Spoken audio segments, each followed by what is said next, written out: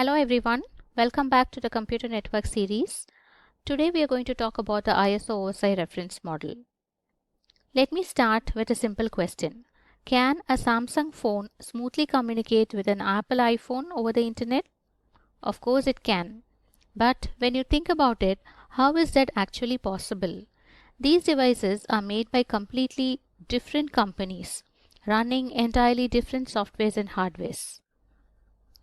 Today, we are going to look under the hood of network communication to see exactly how this magic happens. The secret lies in standard networking rules. These standard networking rules are called the reference models. Back in the early days of networking, things were a bit of mess. Every manufacturer developed its own proprietary networking system, meaning different systems couldn't talk to each other easily because there were no common standards. To fix this problem, the International Standards Organization introduced the Open System Interconnection. This is called the OSI reference model in 1984. Look at the objectives. The ISO had a few major goals in mind when creating this framework. They wanted to standardize network communication so that different vendors could build devices that actually interoperated with each other. Breaking a massive network system down into smaller parts simplifies network design, is it not? Finally, a structured model makes troubleshooting a whole lot easier when something goes wrong inevitably. So these were the major objectives. Moving on, let's see what is the OSI model about. So exactly what is OSI model? It's a 7-layer conceptual framework that maps out how data travels from one computer to another across a network. Keep in mind it's a reference model, not a strict protocol by itself. To help you memorize all 7 layers from top to bottom, remember this phrase: all people seem to need data processing. Now we are going to break down all these layers. We are just going to look into the primary functionality of each layer. At the very top, we have layer 7, the application layer. This provides network services directly to the users. Think about web browsing via HTTP or email via SMTP. Right below it is layer 6, the presentation layer. This layer handles how data is represented. It handles things like data translation, encryption, decryption, compression, etc. For example, it ensures a JPEG image is formatted in a way that the receiving device can actually open and understand the image. Got me? Fine. Moving down to layer 5 is a session layer. This is responsible for starting, maintaining, and clearly tearing down communication sessions. Think of a Zoom meeting. The session layer keeps the connection alive until someone clicks end meeting. Then we hit layer 4, which is the transport layer.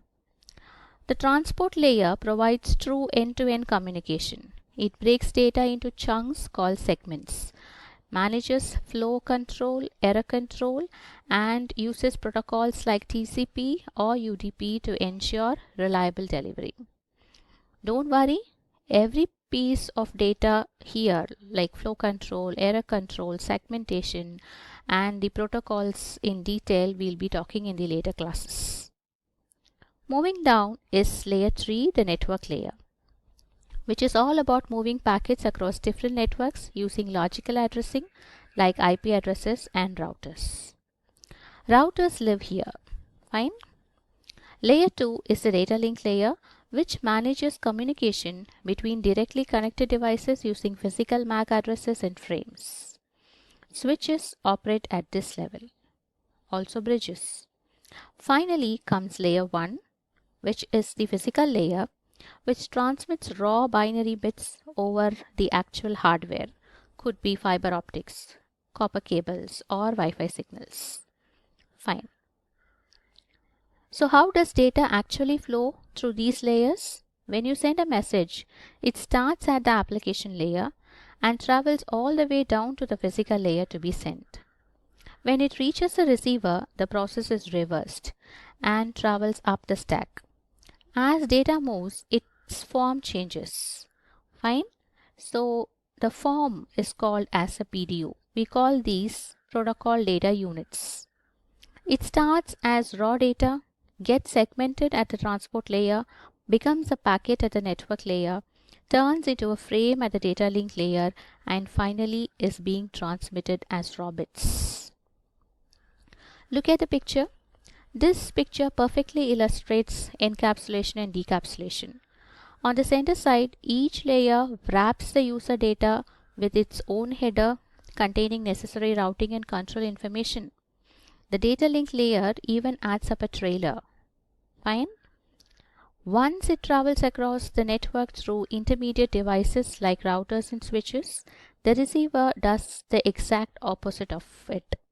It performs decapsulation, stripping away those headers layer by layer until only the clean user data is being delivered back to the top. Yes, done. So like any framework, the OSI model has its own pros and cons. On the plus side, its modular design standardizes everything, making interoperability easy and troubleshooting straightforward. Fine. On the downside, it's mostly a theoretical reference model. The real-world internet actually runs on a simpler TCP/IP model. Because it's so detailed, some functions can overlap across different layers. That's one downside. Fine.